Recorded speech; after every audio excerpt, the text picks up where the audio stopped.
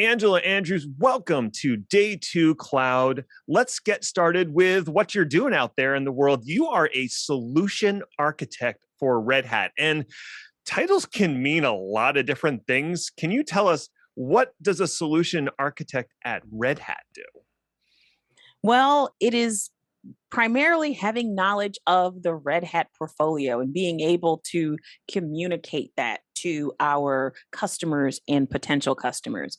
The ability to ask those really probing questions, open-ended questions, to understand people's requirements, their wants, their needs, their use cases. And communication is a big part of being a solution architect because you are providing solutions, and that can be via presentations or demos or workshops, and it all boils down to what we want to be is a trusted advisor to our customer, right? We're that point of contact. We're not just trying to devise solutions for them, but we're that person that can listen when they have questions or concerns about this technology or any other. So it's to me, that's what that role is entailing. So you just leaned hard into the communication aspect of this role. So it is a big part of it.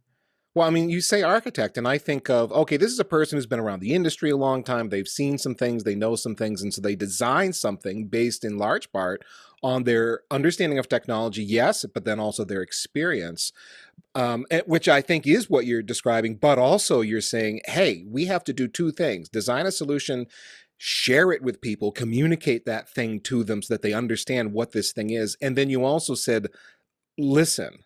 So just, would you park on that for a minute? Just because I think this is sometimes missed in the engineering community, how crucial communications is. I want to say it's one of the biggest parts. We always think the technical. That's the go-to. You have to be technical. You have to understand technology. But a really big part of it is you're listening to people who need something, right?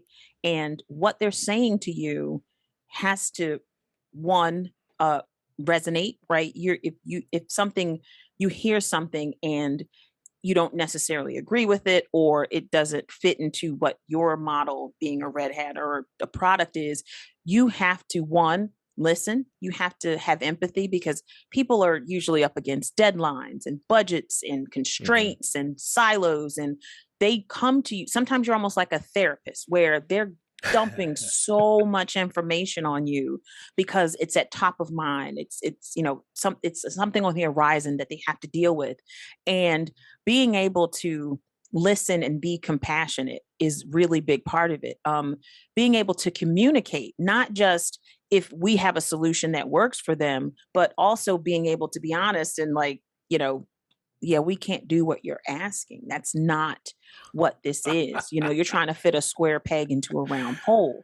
But that level of trust and honesty is a big part of it. That level of communication, empathy is a big part of it to me.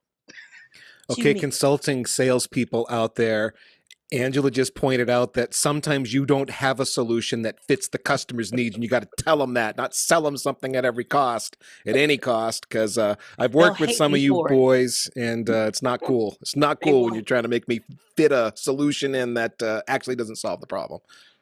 And the customer will hate you for it. So. Yeah.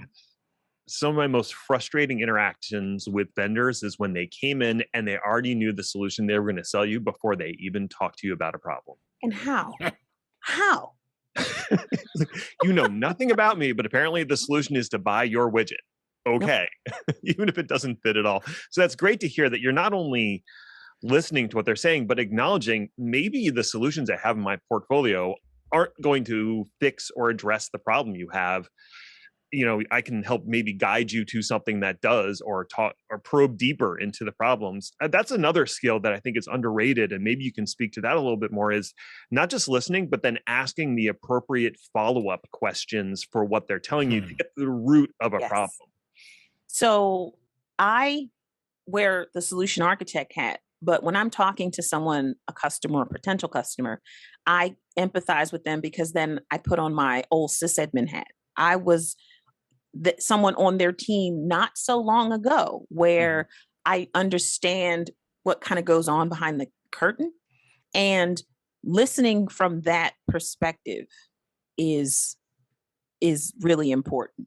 And I think they trust you when they discover that you can, one, you've been where they are, Mhm. two, that you speak their language, and three, we're not really salespeople. Like, that's not what our job. I mean, it's our job. Don't get it twisted. That's literally our job, but that's not the angle in which we approach any conversation or any interaction.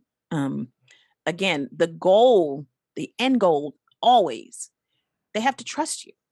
Mm-hmm. Yep. Right? They have to trust you. They have to trust that what you're saying is true. What you're saying is helping them. What you're saying is getting them where they need to be.